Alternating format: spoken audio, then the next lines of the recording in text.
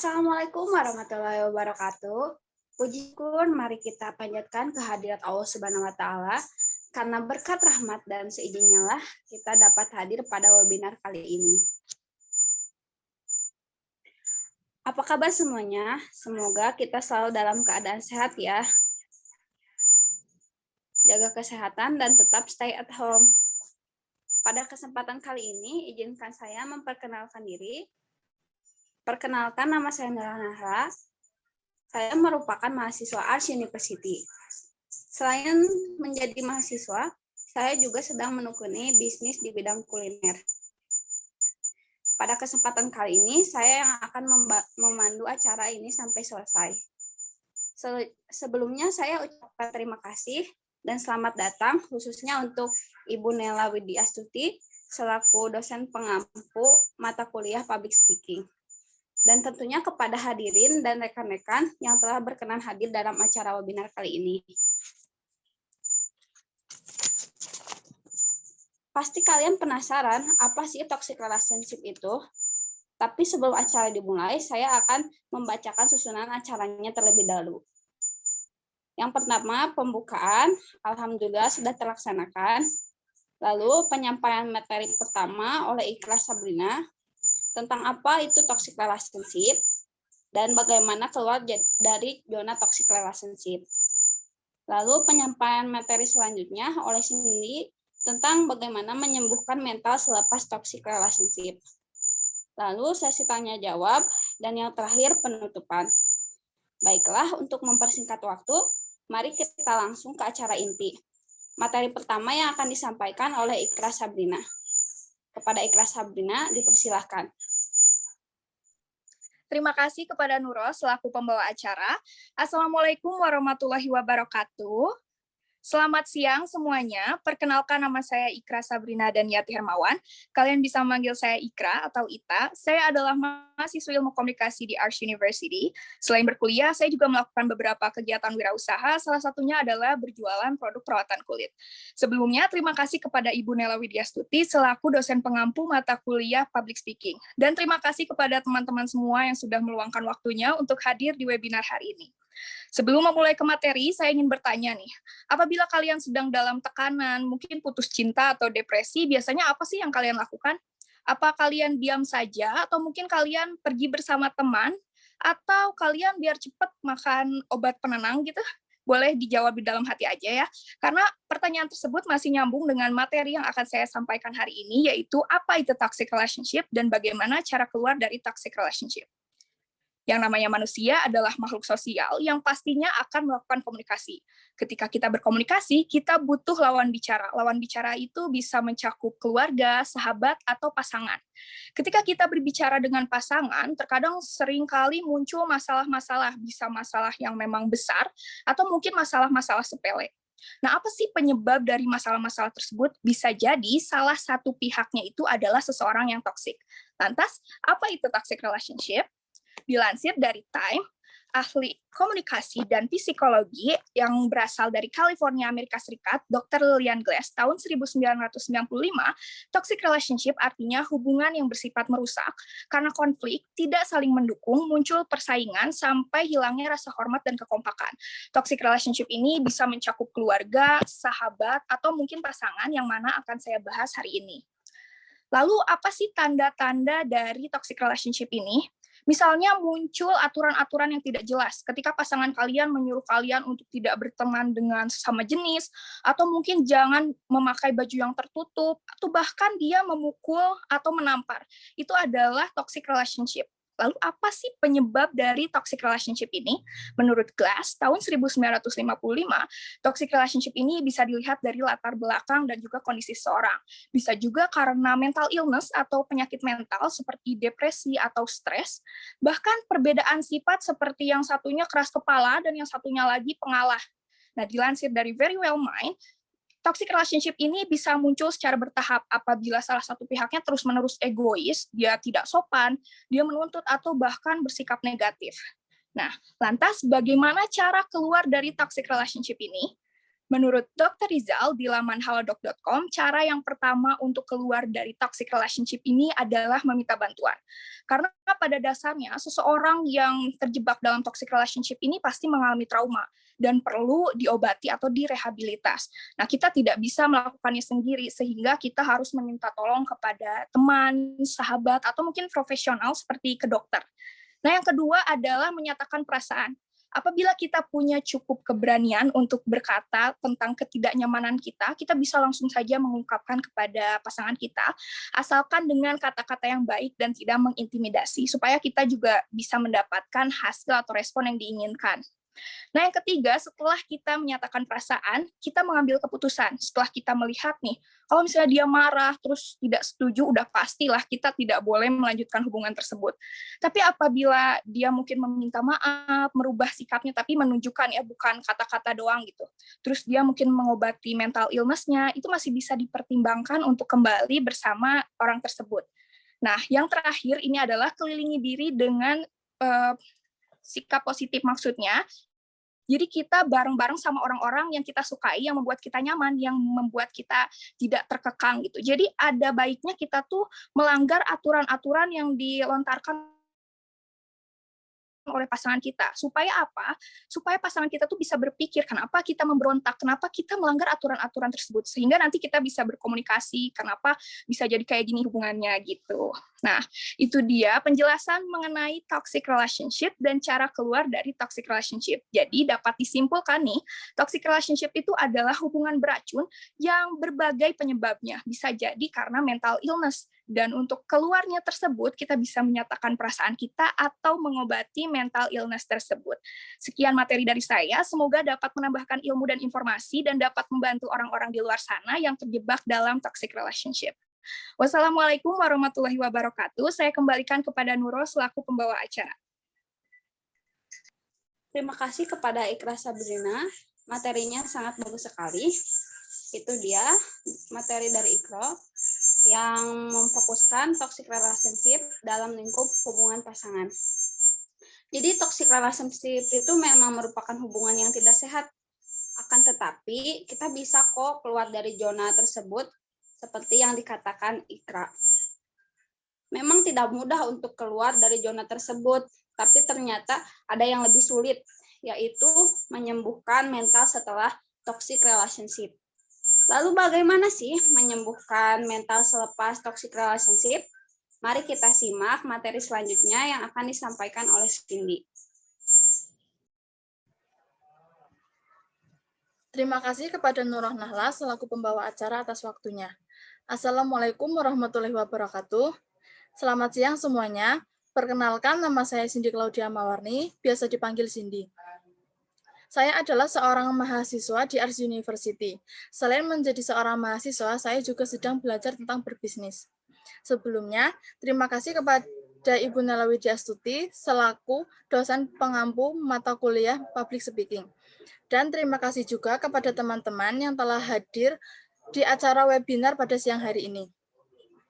Di sini saya akan menyampaikan materi tentang menyembuhkan mental selepas dari toxic relationship. Saya tekankan kembali, toxic relationship adalah hubungan yang bersifat merusak karena konflik, tidak saling mendukung, muncul persaingan, sampai hilangnya rasa hormat dan kekompakan. Lalu, bagaimana cara kita untuk menyembuhkannya? Orang-orang yang terjebak dalam toxic relationship akan sadar bahwa pasangan mereka begitu manipulatifnya, sehingga kita tidak punya kehidupan lain, dan kita tidak punya harga diri lain selain dengan pasangan kita sendiri. Sehingga ketika kita mengakhiri hubungan tersebut, sebagian diri dari diri kita akan terasa hilang. Ada penelitian yang mengatakan bahwa rata-rata orang mengalami 7-12 kali siklus putus baru sampai akhirnya benar-benar berakhir. Itulah kenapa kita perlu menyadari bahwa kalau ada teman-teman yang terjebak dalam hubungan yang toksik, wajar jika dia sulit untuk putus, karena rata-rata penelitian mengatakan bahwa 7-12 kali dia mengalami putus nyambung baru beneran berakhir hubungannya. Itu sangatlah tidak mudah. Tidak mudah terjebak dengan orang yang penuh manipulasi dan tidak mudah hidup dengan perasaan bersalah akibat hubungan yang toksik ini. Ketika kita mengakhiri hubungan dengan orang tersebut, tentu saja kita harus memiliki keberanian yang luar biasa. Tapi setelah ini, masih ada beberapa langkah yang perlu kita bangun agar kita tidak terjebak dengan orang yang sama. Dan kita dapat memperbaiki harga diri kita yang sudah terluka. Berikut beberapa tips yang akan saya sampaikan. Yang pertama, putuskan semua kontak. Putuskan semua kontak dengan orang yang toksik. Itu akan membuat diri kita lebih merasa aman dan tidak ketakutan. Mungkin akan ada pikiran, tapi kita harus menjaga silaturahmi dan lain sebagainya. Tapi perlu kita ingat, dia adalah orang yang sama. Dia akan menggunakan kebaikan kita kembali untuk memanipulasi kita.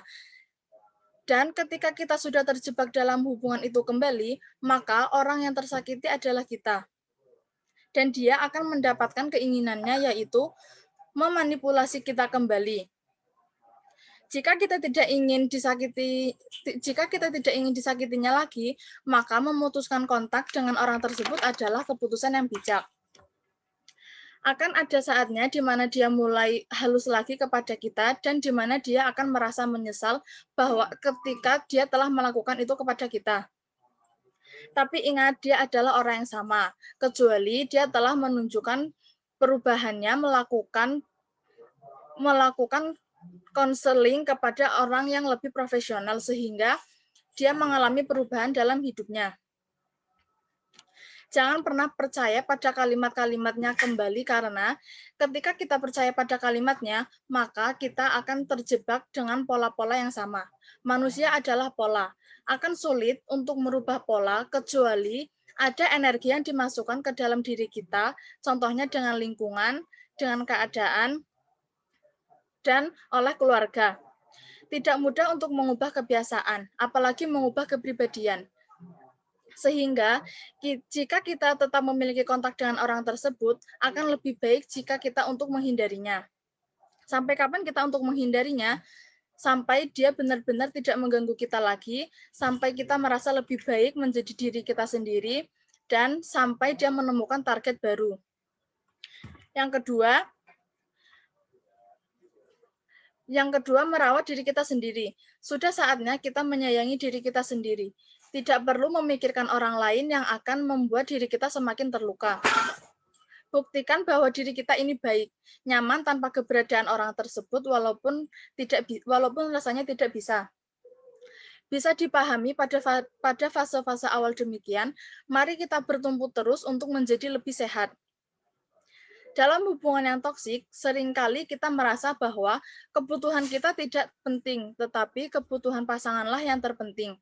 Itu seringkali terjadi di dalam hubungan yang toksik.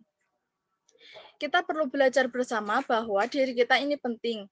Ketika kita mengakhiri hubungan dengan orang tersebut, dan ketika kita blok kontak orang tersebut, maka marilah belajar ulang bahwa diri kita ini penting sama pentingnya dengan orang lain. Mari kita belajar menyayangi dan merawat diri kita sendiri. Bagaimana cara kita menyayangi dan merawat diri kita sendiri? Contohnya dengan jam tidur yang teratur, tidur yang nyenyak, dan mengembalikan energi setelah kehilangan waktu, pikiran, tenaga akibat hubungan yang toksik ini. Sibukkan diri kita dengan kegiatan-kegiatan yang bermanfaat. Yang ketiga, kembalilah terhubung dengan sekitar. Dengan kembalinya kita pada sekitar, maka kita akan merasa nyaman berada di sekitar lingkungan yang baik. Kita dapat berkumpul dengan keluarga, teman, sahabat, dan komunitas. Karena pada awalnya kita terpisah dengan mereka akibat hubungan yang toksik ini. Setelah kita putus dengan orang tersebut, maka yang perlu kita lakukan adalah reconnect. Kembali berkoneksi dengan keluarga, teman, sahabat, dan komunitas untuk mengembalikan diri. Bahwa kita ini adalah manusia yang utuh tanpa hubungan tersebut, atau lebih tepatnya kita lebih sehat tanpa hubungan tersebut. Yang terakhir, buat batasan tegas. Kita perlu membuat batasan untuk diri kita sendiri, memperingatkan jika seandainya kita mulai masuk ke dalam hubungan toksik atau jika seandainya kita terjebak dengan orang yang sama. Berikan batasan tegas kepada diri kita sendiri bahwa ini tidak perlu dilanjutkan lagi.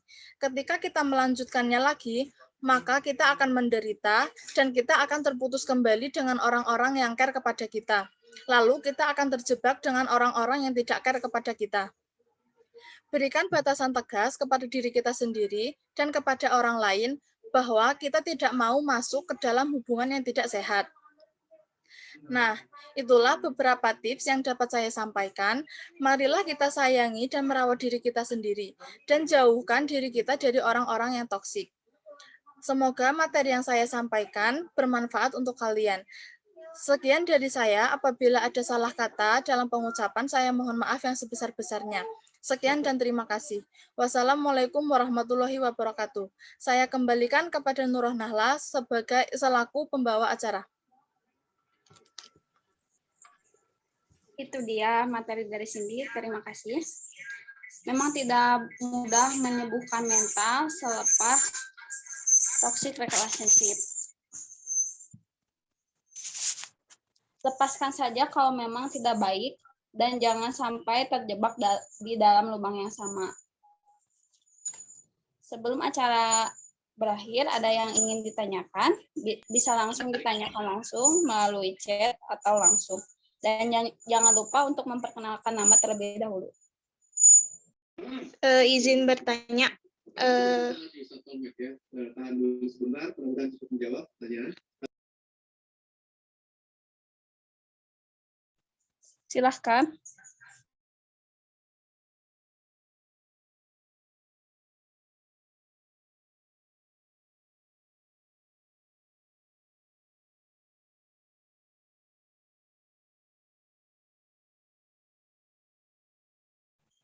Ada yang bertanya lewat chat.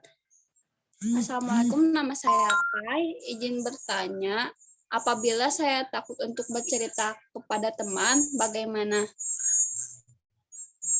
Silahkan, mau Ikro atau Siti yang menjawab? Saya jawab ya.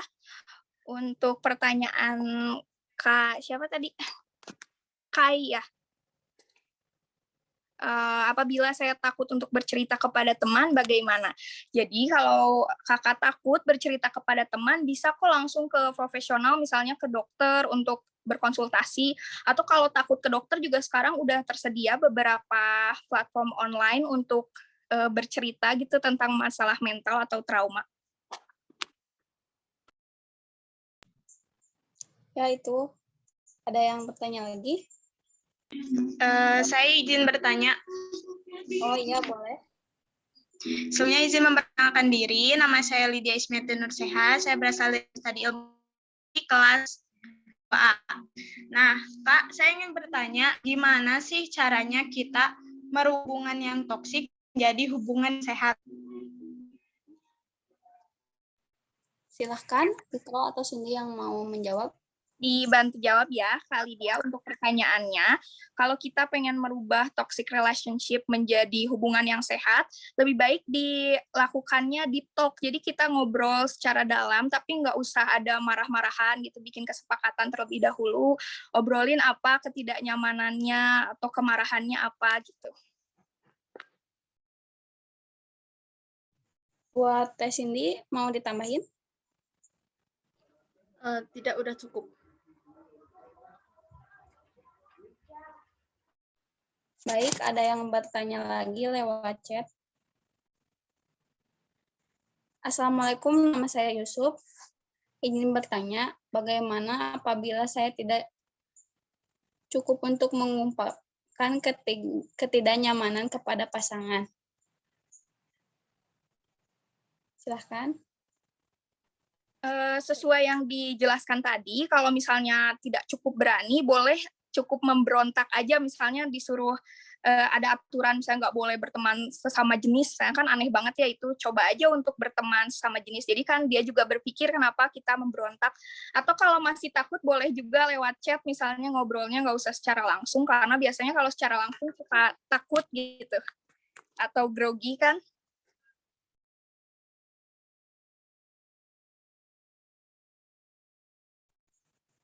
Oke, selanjutnya ada yang ingin ditanyakan lagi? Oke,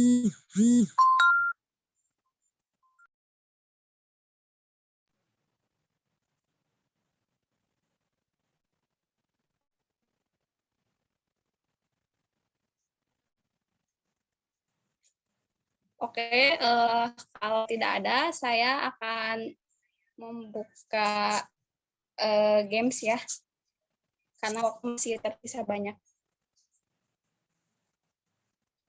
Tunggu sebentar.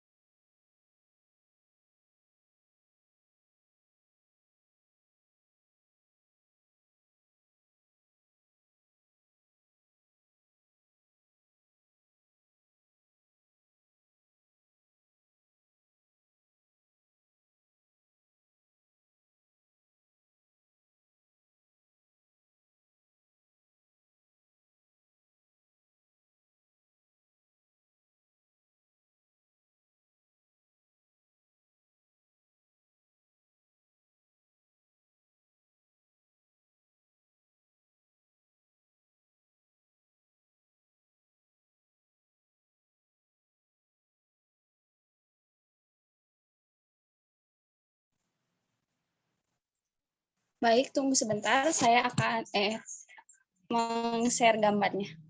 Kita mau adakan games tebak gambar. Bentar ya.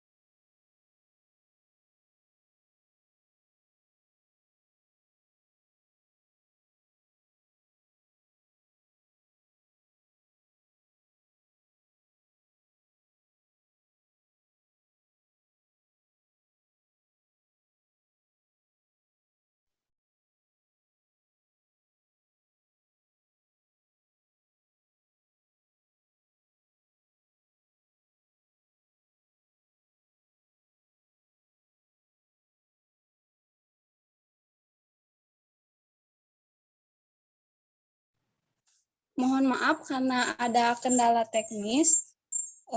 Gamenya nggak jadi ya, maaf. Saya akhiri saja. Sekian webinar kali ini.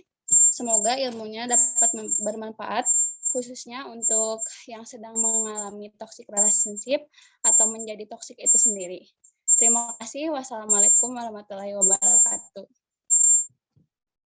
Waalaikumsalam warahmatullahi wabarakatuh.